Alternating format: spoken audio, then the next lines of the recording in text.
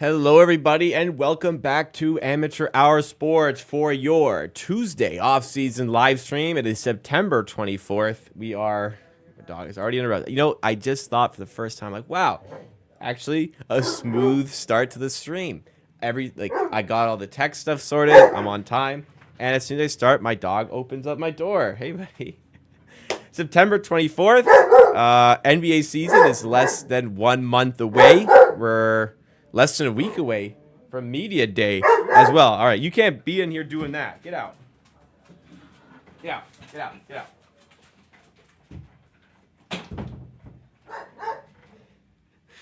Oh my God, I'm so sorry. I honestly, today's gonna be different. Today I'm gonna show up. I'm not gonna have anything extra to do. It's gonna be a clean start to stream, professional, right? That's what I want to do. But nope. Can't escape it. Amateur hour sports, amateur stuff. I cannot escape it. We're less than a month away from the NBA season. We're less than a week away from Media Day, which is on Monday, and I am, I'm really excited. I'm excited for some fresh content, to be honest. I guess we got some decent stuff with Vince Carter, which we will be discussing today, because on the menu today, we'll be discussing Vince Carter's jersey retirement. We'll be discussing Bruce Brown's surgery. We're discussing the Raptors. I actually thought we were going to be discussing Raptors having finalized their training camp roster, but they actually made another cut today, which opens up a roster spot. So it actually adds to the intrigue, because in the next week or so, the Raptors can fill that roster spot with, who knows? I think it will be likely a G League sort of player, an Exhibit 10 guy who's going to just have a chance to compete at camp where they don't make it, but they get some valuable experience. But they have an open roster spot. Part of that added to the intrigue, and we'll be discussing the Raptors roster as a whole, what it looks like, who's on it, how good it can be, and the little things I want to see from the roster, the little things I think the Raptors and the ownership or the front office are thinking with that roster. And then we'll also discuss a little bit about what the content will look like and what I want it to look like over the course of the season. So you, as the extraordinarily valued subscribers of this community, know what to expect. As far as, this amazing community, merch is on the way. I talked about it last week. That's in the works. No updates, but I put out the stuff I need to put out to people. I'm trying to work with to get this in motion. It's in motion. We have a month to do it. I might wait a couple weeks into this season for merch, just not because of laziness, but because I want the channel to build some traction start of the year. And then we drop the bomb. That is the merchandise. So that's going to be fun to look forward to for the season as well. But how's everyone doing? How was your weekend? What do you got planned this week? This is going to be my only stream of the week. I'm going away tomorrow morning. I'm off to New Jersey / New York. Going to catch some Thursday night football. Giants hosting the Cowboys. And also going to be taking in Yankee Stadium for the first time on Friday night. A little bit of a sporting trip, as I do like to do. So that's what I got this week. This will be only stream of the week as a result. What was everyone up to this weekend? What did I do this weekend? Soccer. I had just, peruse the downtown streets of Toronto. That was it. But what's going on to Gregory, one of the members in the community? Thank you so much for joining. Thank you so much for being a member. We have 5 Adam, Daniel Berry Sports Highlights, winner 1, Tom Graham, coming out here from the land down under. Thank you, everybody, for joining soccer. I really like, soccer is actually my first sport, which is, I guess, a little bit of a surprise if you don't know me and you don't know, you haven't been involved in the content enough, or, I just maybe don't talk about it a lot, but soccer is actually my primary sport. When I started doing content, I just always preferred talking about basketball. You know what I mean? Lawn bowl season kicked off the weekend, in for a good season. Well, hey, I'm into some obscure sports too, so I got nothing to say there. I'm glad you enjoyed it. I'm glad you're having fun. It's getting a bit colder here in Toronto, so winter is certainly coming. I think it was officially fall the other day. So because it was Oktoberfest, officially fall. Winter is coming. It's getting a little bit chillier. Had to start wearing some hoodies maybe soon. But let's get into the basketball side of things here. Yes, we got 5 Adams suggesting that yes, preseason is in 11 days. I'm looking forward to that. why don't we get ourselves started with that preseason and go into maybe what that'll look like. Can't wait for the summer. Coldest if I can. Yeah, for Australia, it's opposite. That's funny. Summer's around the corner for you guys. How cold does it get? I don't like, because I feel like it's the opposite. Like if I'm on vacation as a Canadian and I say I'm from Canada and they talk about winter, like we're in like some frozen tundra. Like we are in the absolute bottom pit of hell during the winter, and in the summer, it's we're barely getting above zero. Maybe not that quite, but like the assumption from non-Canadians is that the Canadian summer is like 15 Celsius, barely like t-shirt weather. When in reality, it gets pretty damn hot. Not as hot as Australia, but Detroit is colder. Yeah, that's always the funny thing. I do tell people Buffalo and New York get colder. Buffalo in particular gets colder and more snow than Canada. What? No way. Yeah. In Melbourne, south, it gets to 0 Celsius. Okay, that's cold. Yeah, that's cold. Probably a bit colder than I thought it would. So yeah, that's pretty cold. Obviously, it's hotter there. It definitely gets colder in Toronto. I used to live in Northern Ontario where it got a lot colder than that, but that is a bit colder than I maybe would have thought. Basketball, it can't come sooner. Indeed, we're almost there, ladies and gentlemen. And I did want to do a segment here.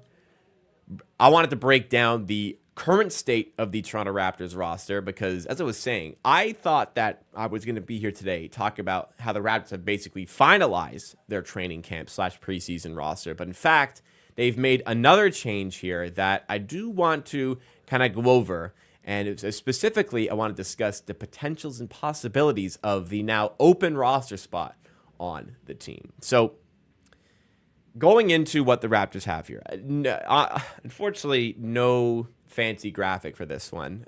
We're just going to be basically be typing in what we have as far as the team is concerned for the upcoming season. So I could probably zoom in a little bit in a second. But for point guards, who I would consider the point guards on the team, you've got Emmanuel Quickley. You've got, I do like this point guard rotation here. You got Davion Mitchell and you've got Jamal Shed. You've got your clear starting point guard. You've got a lot of guys on the team who would also consider themselves as ball handlers, like Barnes and maybe a little bit of RJ Barrett. You've got good defensive guys coming off the bench here who can kind of battle for a spot. But, that's the point guard situation, which I'm happy with. Then you have the shooting guards. RJ Barrett is technically a shooting guard. I'm not going to list him here. I mostly consider Grady Dick and Jacoby Walter as the shooting guards for this team. Really only two. RJ Barrett's a starting small forward, so I will list him as a small forward. Ochai Agbaji, for the sake of this depth chart, is also going to be listed as a small forward. And Garrett Temple, for what it's worth. Garrett Temple's still on the roster. Next up, power forwards. Starting power forward for the Raptors will be Scotty Barnes. That is obvious. Ochai Agbaji will be the power forward. I have this written down. I'm just rewriting it here. Bruce Brown is most certainly in the depth here. Take positions, with a grain of salt. Bruce Brown is easily, the starting shooting guard potentially. In fact, Bruce Brown may, he's injured. He actually probably won't be the starting shooting guard now because he has surgery, which we'll talk about a little later on in the stream. But Bruce Brown, backup small forward for me. Agbaji, backup power forward. You can throw Chris Boucher into the depth chart here, though I don't think he will play much. And then you have your bigs. Not really centers because they can play more spots like Olynyk, but Pearl is absolutely your center. Kelly Olynyk's coming off the bench. Is going to be getting a lot of power forward minutes too. And you have your Jonathan Mobo. Not sure how much he'll play, but we'll see. Then, not really positions because I don't think they're going to get a lot of NBA minutes. Oh, I forgot. We don't talk about Bruno Fernando in the mix there as a big and much higher chance of making the roster all of a sudden with Koloko not being involved in things. Two ways, probably won't expect much play time. Brandon Carlson is there. Don't think he's getting much NBA time. Ulrich Shamshe is an interesting one, which I will talk about more in just a second here. And you have DJ Carton on two-way. Exhibit 10 deals are being handed out. Currently, there's 2 Exhibit 10 contracts. Jamison Battle and Jared Roden. This stuff is tough to confirm. From the information I have, this is the situation for the roster. And then you have your, I'll steal from Blake Murphy here. He calls them Exhibit Zeros. They're signed on Exhibit 10 contracts and then waived immediately to make room for more potential Exhibit 10 contracts. Dylan Disu, new signing, signed today. Quincy Guerrier, as after much deliberation. Is there an E here? I guess we'll check a second. Quincy Guerrier as well, official, an Exhibit 10 contract recipient from the Raptors, has been waived immediately. Both of the players have, not official by the Raptors, but there have been concrete reports of them signing in the last day or so and subsequently being waived. Therefore, as Exhibit 10 players, if anybody does not know what an Exhibit 10 contract is, it's in a higher incentivized amount of money for you to sign for the G League affiliate. So you sign for the NBA team on an Exhibit 10 contract. If you are waived, and this is almost a guarantee you are going to be waived, you sign for that NBA's team respective G League affiliate, you receive a bonus of pay for signing for that G League team that you would not receive for signing for another G League team. So it's a cash incentive to sign for a G League. You pay somebody a bit extra to play for your G League team. And hey, perhaps the likes of Jamison Battle and Jared Roden will be signing Exhibit 10 deals to compete in camp as well and get some good time there. So as it stands, the Raptors have signed 20 players. They're allowed 21 players for training camp. Roster spot has become available to them.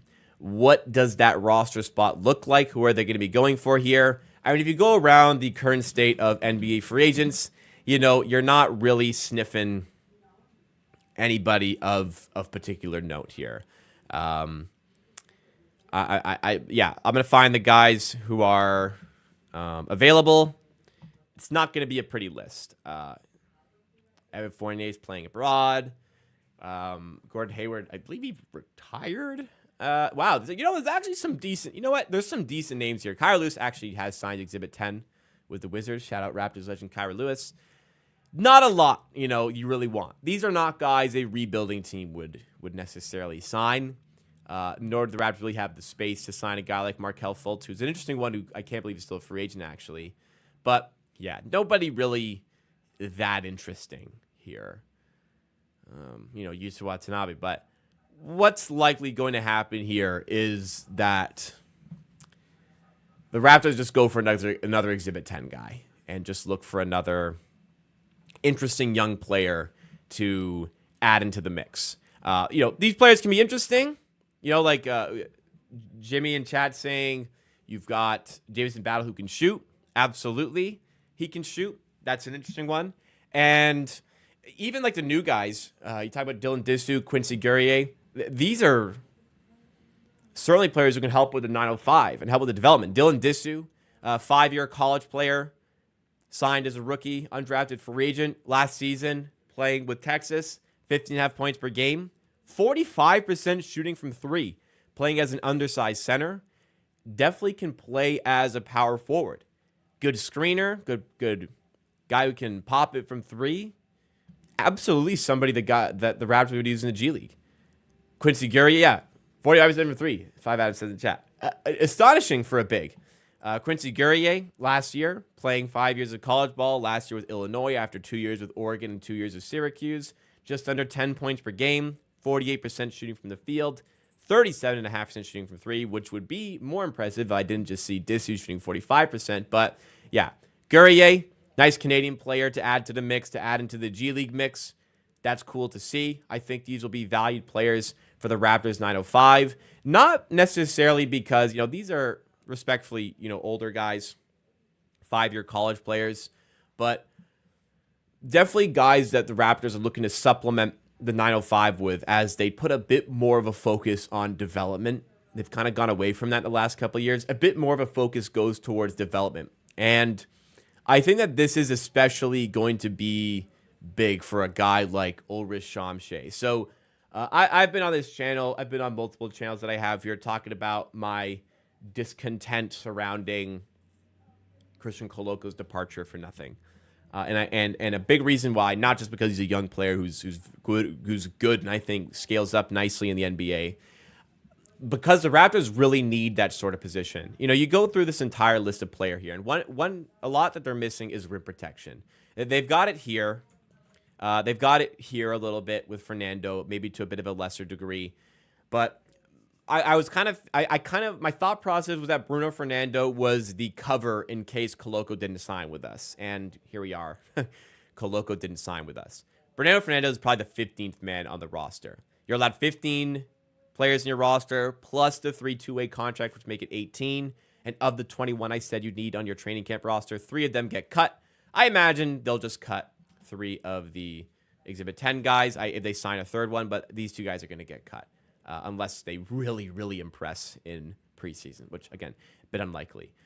Coloco not signing was big for Fernando because I think now he does have a clear path to making the roster. But I think it's also big for Ulrich Shamshe because I think we're lacking that rim protection. And the fact that the Rabs are willing to use a 2-way contract on a 57th overall pick does really showcase that there's confidence in him as a player, perhaps a bigger one here. So having the likes of Dylan Disu, Quincy Guerrier, who are going to be doing the dirty work for a lot of the guys in the G League, it makes me think they really want to focus on prioritizing the development in there for the likes of Ulrich Shamshe. So what this roster really means from like the back end of things here is I think that Ulrich Shamshe, there's belief here. The Raptors traded back into the draft, traded relatively little to get him. They like him. And other than that, you know, we're not signing. We have an open roster spot. We're not signing a vet player here. We're really prioritizing the guys that we have here to work on them and develop them for the future. That is the current state of the Raptors roster. Recording this list in a week away from Media Day. We'll see if somebody else joins the fray in the coming days. Maybe that guy will be, respectfully, a little bit more eye-catching than like Quincy Guerrier or Dylan Disu. Awesome for them.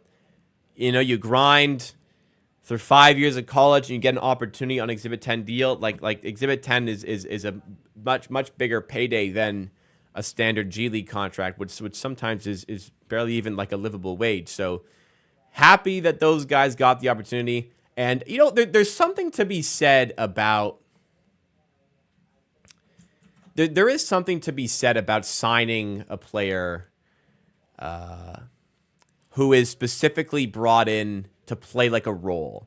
You know, I feel like NBA teams don't quite do that enough. I don't know if anybody in the chat can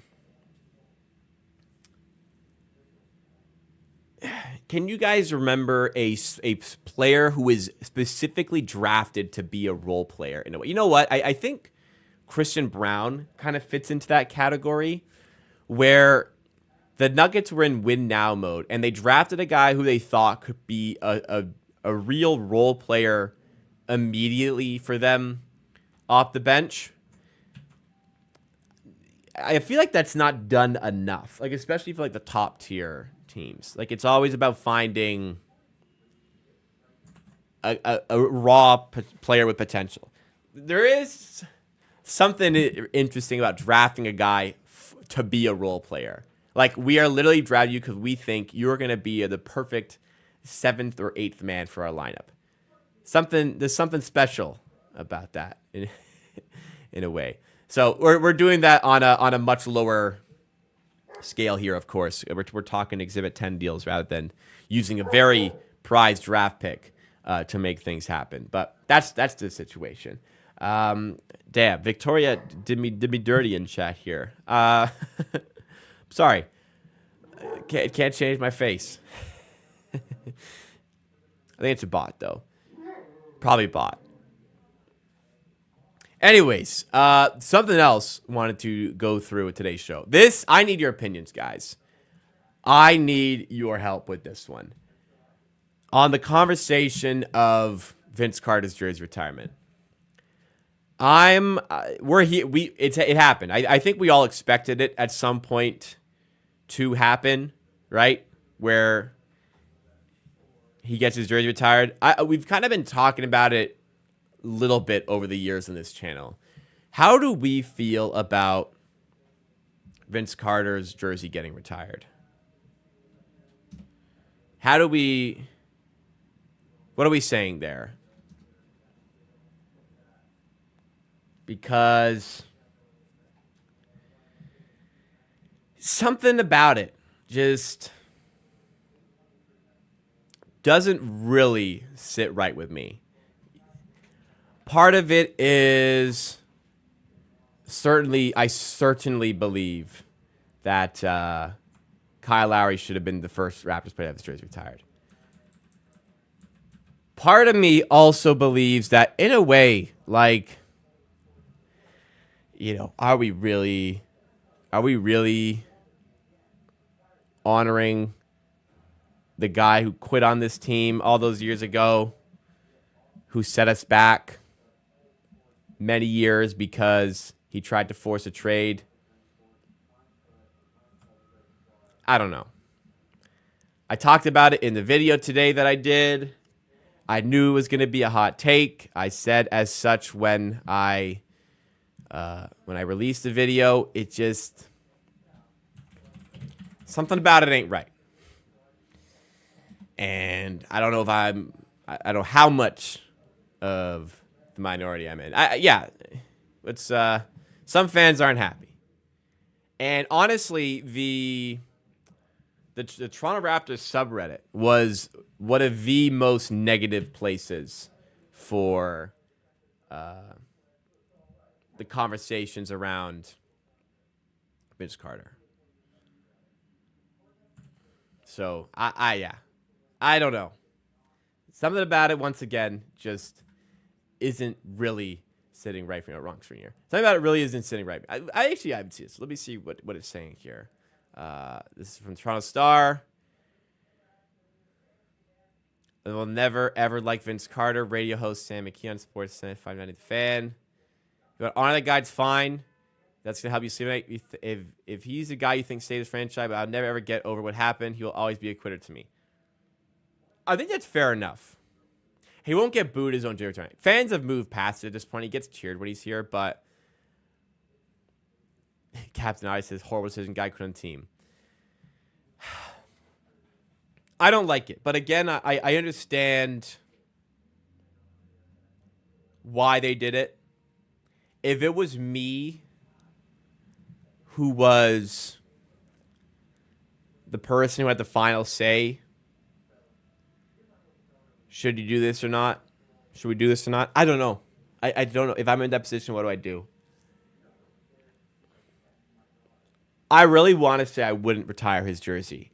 But, you know, there's all this shit you'd get around the league for not doing it. Because all the people around the league who weren't a part of this, who aren't a part of this franchise, you know, if you are just your standard American basketball fan, you are not going to have an understanding of the turmoil caused by Vince Carter's departure from the Raptors.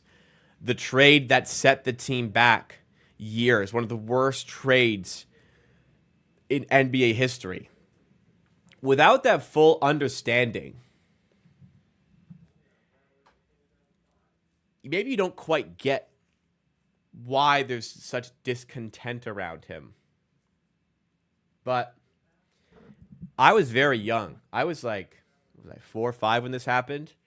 The hate around was very real. You saw it. I remember seeing like a guy in a Carter jersey, and he had a custom Carter jersey that said "I hate Carter," and it had the 15 with a big X over it. You know, if you want to leave, that's fine. Don't fucking leave this shit in your wake. And all this culture development, I very much believe the culture and how Carter propelled the basketball culture forward in Canada. I don't disagree that he didn't have an effect. That was happening with or without Carter. He expedited that process a little bit. And if the culture was so much better for basketball in Canada, why did Alonzo Mourning refuse to report? He refused to play for Toronto, and they had to buy him out. Wow, awesome blue chip piece of the trade. He didn't even fucking show up when we traded for him. Aaron Williams played less than a full season and averaged less than 2 points per game. Eric Williams, in the same amount of time, averaged 4 points per game. The first-round pick brought Joey Graham, who lasted 5 years in the NBA and only averaged 6.4 points per game in Toronto. Averaged even less once he left after 3 years. And the other pick was salary dumped. It was part of the Jalen Rose salary dump to the New York Knicks at the latter stage of his career. This is the legacy that he left, right? He's iconic enough that I have his poster. This white jersey has his name on the back. I think it's fine to honor Vince Carter for all of the amazing achievements in Toronto, because those exist. There are some fantastic achievements that Vince Carter had in his time in Toronto. The iconic moments such as, the dunk contest. But also, when your most iconic moment for that team is in a fucking dunk contest, it's telling you something. Hey, Vince Carter, your most iconic moment was at a dunk contest, which is an afterthought in the modern NBA. What about on-court stuff? Anything like, there's some, there's a 50-point game in there. I get it. Your most iconic moment is a fucking dunk contest. Now, come on. That, and like I said, it's fine to honor a guy. Does that mean you have to retire his jersey? No. Kawhi Leonard, it's fine to honor him for what he did his 1 year for the Raptors. Wow, I will be vexed if the Raptors retire Kawhi Leonard's jersey. Please, Lord, do not reward a guy for one and doneing your team. And I don't love the fact that the Raptors are rewarding Vince Carter for dumping on them in the way that he did. I don't love that aspect. I won't love every time I go to the Scotiabank Arena seeing Vince Carter's number there. Something ain't right. That's, it's just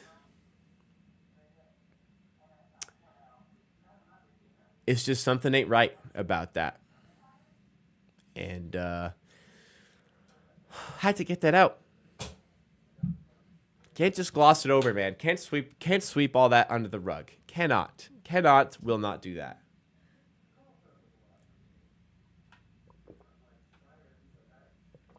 All right.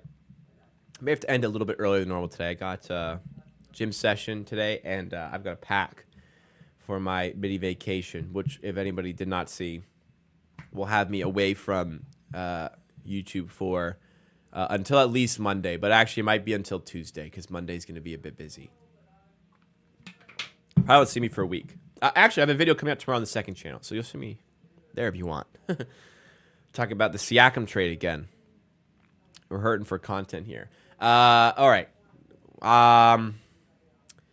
We'll talk about Bruce Brown's injury in just a moment here. All right. I talked about merch as far as the channel content for the upcoming season. Life, the older you get, man, the busier it gets. But I really am trying to get out 3 videos a week on this channel. I am going to do 1 this week because of my vacation, and I was busy, so do what I can. We'll try to do 3 videos a week during the season. We'll try to get 1 a week out on the second channel. The reaction channel is always going to have content as long as there's streams here. I plan, once again, as far as watch-alongs, I'm doing them. How many? I can't put a number on it. I'm going to do as many as possible. I'm going to have some sporting commitments during the year that will keep me away from doing some of them. I play sports, so that will have a little bit of interference with some of the days the Rabs are playing. It is what it is. That's rather unavoidable. I can't just be... last year I was injured, so I didn't play sports during the NBA season, really. So torn ACL kind of helped out with the content in that respect. But I will be doing as many games as possible. I usually say 70 plus. This year it might look like 60 plus, but that still means I could reach 70. But I'll be doing as many Raptors games as possible as far as watch songs are concerned.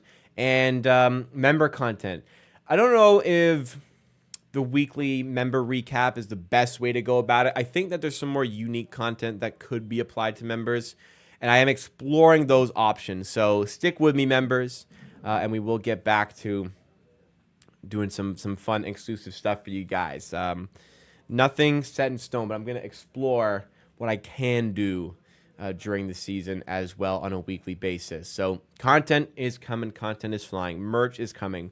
I'm so pumped because I just want the merch. The merch is stuff, like I said last stream, I'm designing it with like, obviously I want it to be something that a lot of people can wear. I'm designing it something I'm gonna wear that I'm gonna love to wear. I'm gonna want to wear all the time because if I'm not gonna wear it, who the hell is, right? So I'm gonna be wearing it all the time. I'm very excited. I think the merch is gonna be fantastic. So you should be, in my opinion, excited as well. Final thing for today's stream, and this is a disaster of a situation, really. You know, we've had all the shit from the Pascal Siakam trade. Bleep that out. We've had all this negativity from the Siakam trade. You know, the Raptors didn't get enough out of the deal. The Raptors waited too long to make the trade, therefore the trade became worse. They couldn't get as much value out of him. To make the trade, you had to waive a player. They waived Christian Koloko, who came back to the NBA and signed for a different team. Part of the draw of the Siakam trade with the Indiana Pacers is that you got back Bruce Brown, who you'd be able to flip and get more stuff out of.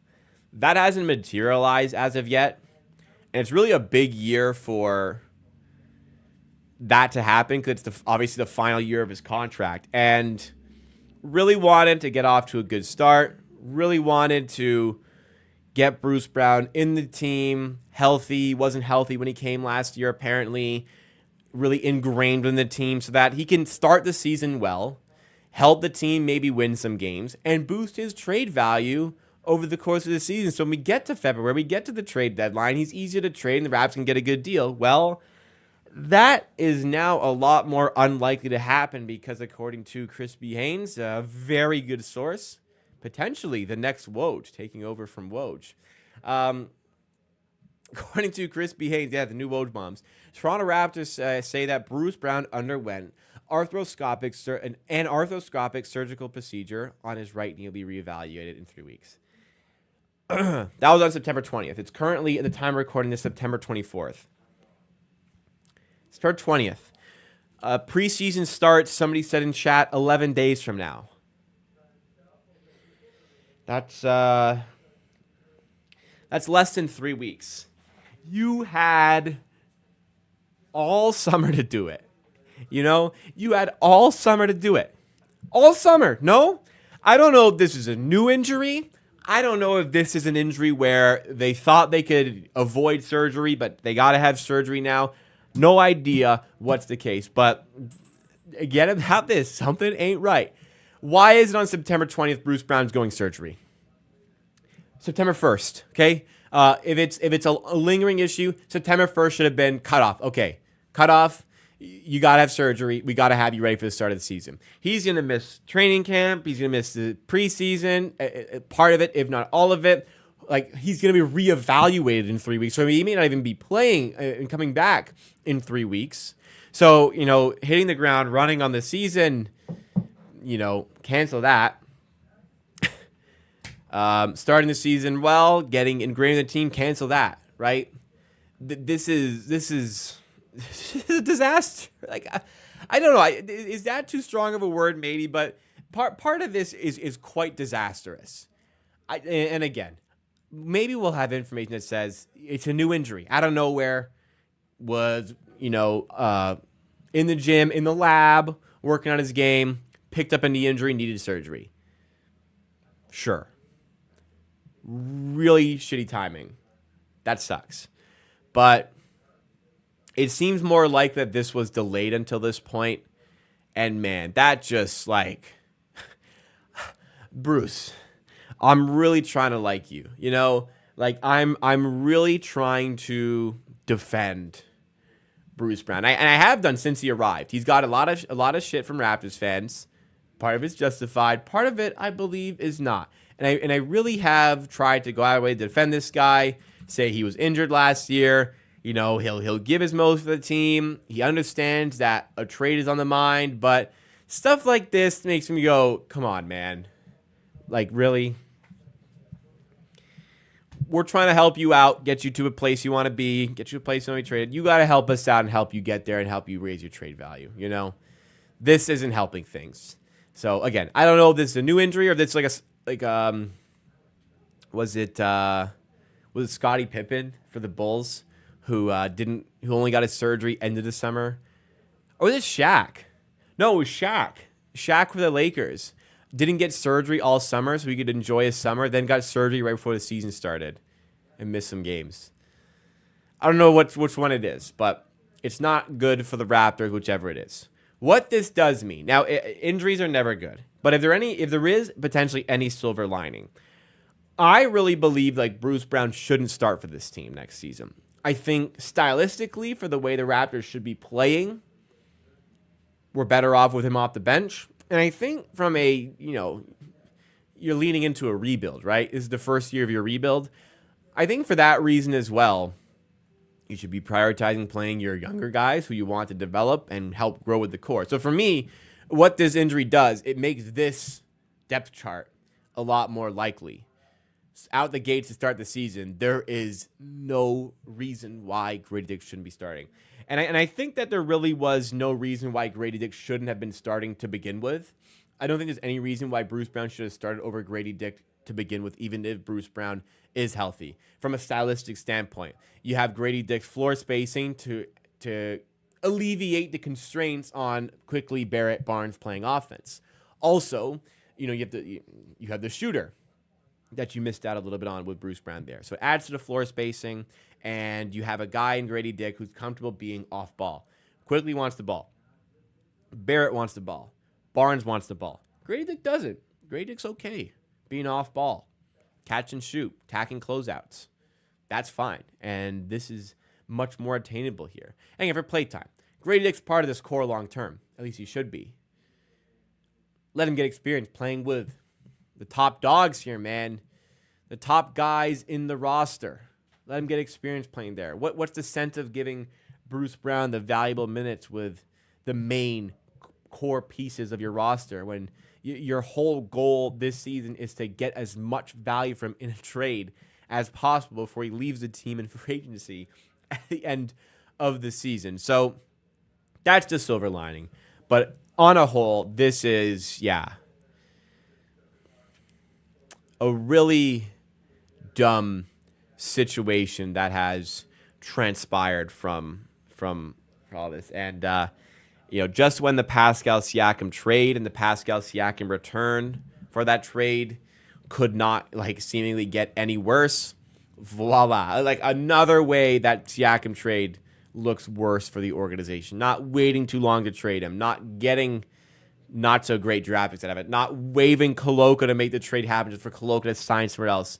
Now, as much as Bruce Brown had already been a thorn in our side from this trade, another thing piles on top of that. But the Raptors have a, not flashy, but it is a deep roster. There's a lot of solid players here who have opportunities now, further opportunities to impress in preseason. But man, this one does stink. Ain't gonna lie. This one does suck. All right, guys, that should just about do it. A little bit of a shorter one today. Apologies, but I got to pack because I didn't pack yet. It's only 4 days. I don't need to pack that much. And I'm going to the gym shortly to get a good workout in before I naturally do not so healthy things to my body on vacation. You're on vacation. You got to enjoy yourself. You can spend 4 days not eating tremendously and drinking tremendously and enjoy it. Enjoy the vacation. So that's what I intend on doing. Hope you guys don't forget about me while I'm gone. Hope you all have a great week. Again, I'm leaving tomorrow. I'll be back Saturday. I don't work weekends because mental sanity. I'll be back doing content likely on Tuesday because Monday's really busy for me with day jobs. So I might just rest up and get that full day in. I'll be back with you guys on Tuesday for a video and likely a stream. That's perfect timing because Media Day's Monday, reaction to Media Day on Tuesday. That's going to be some great content you do not want to miss out on. Drop a like if you enjoyed this one. Subscribe to the channel for more.